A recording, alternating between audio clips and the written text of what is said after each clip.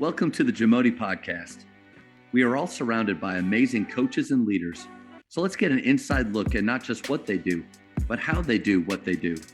After all, becoming the best versions of ourselves is JAMODI, just a matter of doing it. Coaches, the JAMODI podcast is powered by Scoreboard Media.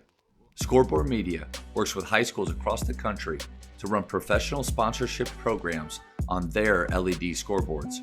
Whether you already have LED and you just want to supercharge the revenue, or you want to use sponsorship revenue to buy new LED video scoreboards, Scoreboard Media can help. They work with sponsors and advertisers locally, regionally, and nationally who want to connect with your school's community. Email info@scoreboardmedia.com to start the conversation and see what's possible. Going back to something that I had a question for you. Can you say you play fast offensively and then you match it with fresher man? Can you play fast offensively and play slow defensively? You know, that's a great discussion that I've had with many coaching friends over the years. Hear different ideas with it. You know, ultimately, I think most people agree is you want an offense that matches your defense, a defense that matches your offense. You know, I guess in terms I think that everyone could probably think of would be Virginia, a defense playing their pack defense. And what if they would turn around and, you know, try to play, you know, as fast as Alabama does on offense? Would that work? You know, I don't know. You know, Alabama coach, it's amazing offensive coach, but also they're very aggressive on defense, you know, with their playing in the passing lanes and how they play. So I think it would be hard, you know, but I do think you can be very disciplined on defense, play a gap defense, and when you secure the ball, still play it, you know, fast where we're getting ahead, we're pitching ahead and playing out of speed. I think if you think about it, though, you want to have some identity. You always want your team to, you know, what's your DNA, you know, of your team. And I think our DNA is, hey, we're going to play fast and we're going to have an aggressive mindset. So, you know, that's the kind of way we want to be on defense. Even though we're not a pressing team, we're aggressive man-to-man defense. And I think it just matches, at least for us, that marriage together. Just we feel good about who we are. You know, we're not on our heels. We're up in you and we're going to do our best to dictate. I think it's a great answer. I don't know if it's possible. Tried it once, pack line, and we had our lowest offensive output of any year here. And I also felt like it's a little bit of joy. Like, I don't know, you've probably seen it. Playing fast, I just see joy. Like, I think kids enjoy doing it. And what gets your competitive juices flowing on the defensive side? Is it back in and waiting and standing and being very careful? Or is it getting up and taking chances and crawling up in a guy? Right. So, like, it's hard to have that one mentality flowing through you and then to almost have to go to the exact opposite. But there's been times where I thought, man, we might win more if we're more controlled on the defensive end. Sure. But I just don't see, like, I love the marriage idea. I just don't see it working. Yeah, I agree with you. I think overall it would be hard.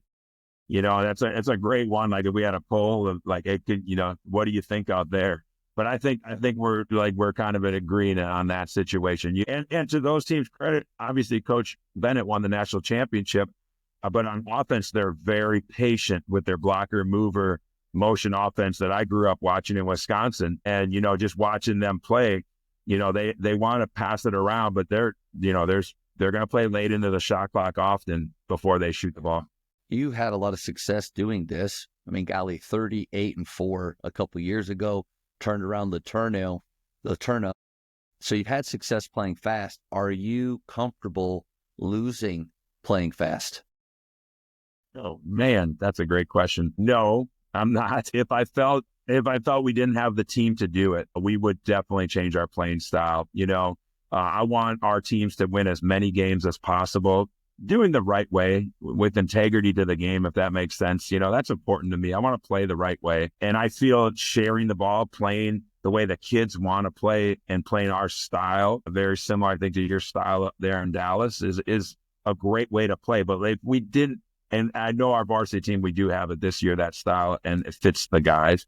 But if it didn't, I would be okay, you know, coming up with something else. You know, I would, if we have to play zone to win a game and zone up a team, we're going to do it. I haven't, I've been stubborn. A lot of people think I'm too stubborn because we play man. It's just you get your guys, if you're a man coach, you're a zone coach, whatever, you get the guys believing that you're guy A, B, C, right? Our A is our man. And then you get into the game like, hey, we're going to go zone. It's the guys who tell me almost all the time. They're like, Coach, no, we got this. We're in man. We got this. Yeah. And so we end up staying man. And sometimes like, maybe I believe in them. Yeah. Yeah. Yeah. And they're like, exactly. And then so that we end up staying man more than we do. And sometimes every year, my assistant coach, I've been so fortunate to have such great staffs. I've had so many coaches who've been under me who are head coaches now, very successful. And I'm thankful for them. But they laugh whenever I say, yeah, we're doing a little more zone this year. And they just laugh. They're like, all right, we'll see. So how do you want us to waste time right now? Exactly. What do you want us to waste or to research that's just going to be a waste of time? Yeah. I used to think zones were for wusses. I used to think like my high school coach, we were such a man team. Really, right. I mean, we had to run zone my senior year at Baylor, but that's because we only had 6 players. That's fair. Yeah. But Jeff Clarkson at Naaman Forest was a man guy. Wes Watson was a man guy, but then we did press a little bit at the beginning of it. And then I came here, wanted to press and run man, but then found a 3-2, a pressure 3-2 that Randall Durant at Keller is kind of famous for up here. And it's taught a lot of those Keller schools. A lot of schools run it. And I went to it, and it kind of transformed us. But then this last year, we started out, our plan was to be in that 3-2 the whole year. Player came up to me at halftime and said, hey, what do you think about us guarding a man? And I said, yeah, let's try. Because I do think when giving ownership to players is really important, and them feeling comfortable enough to have a voice. Now, I'm very comfortable with saying, you know what, I like that idea. Let's stick with what we're doing right now.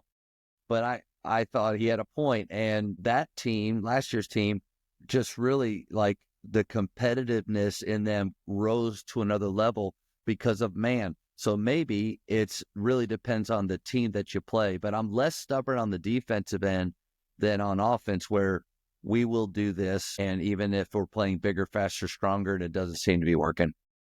Yeah. Right.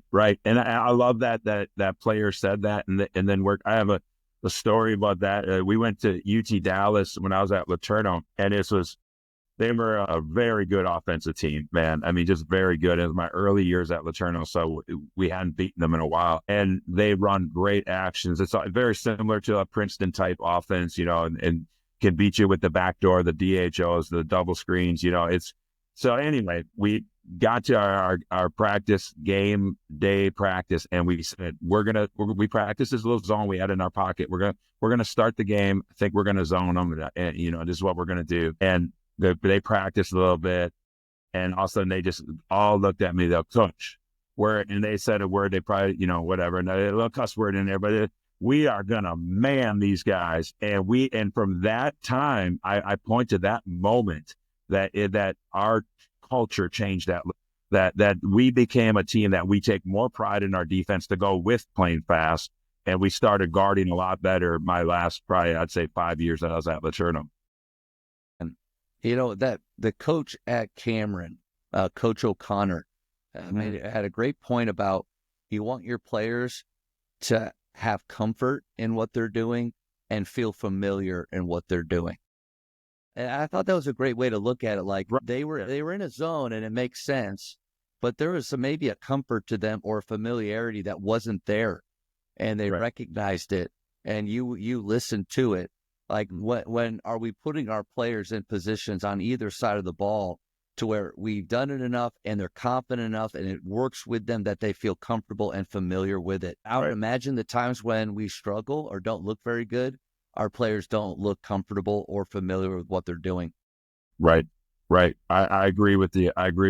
And at high school, there are times definitely, like you said, that we're going to listen to our players. And then there are times where we just have to take hey, I like that idea. We're going to follow it, but this is how we're going to do it.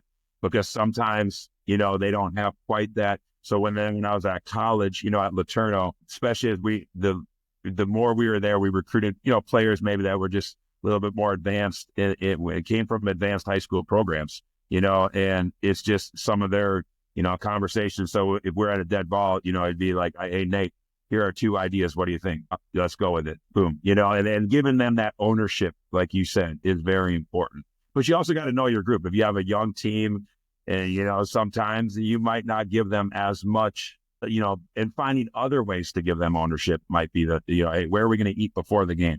Chick-fil-A, good idea. Okay, now during the game, we're going to do this. Let them choose the things that you don't really care about. And the way that you answer that question is really important, because if integrity, accountability, and unity is your culture, well, we are the gatekeepers. We're the standard bearers of the culture. So if we want them to communicate with each other a certain way, but AJ comes up to me and says, I'm like, hey, listen, I'm the coach. You're the player. Don't forget that. Just do what I'm telling you. Breakdown in culture. I think, man, that's probably where I went away from post-game talks. Don't do them at all. We need to have to talk for a minute, because it saves us from breaking culture.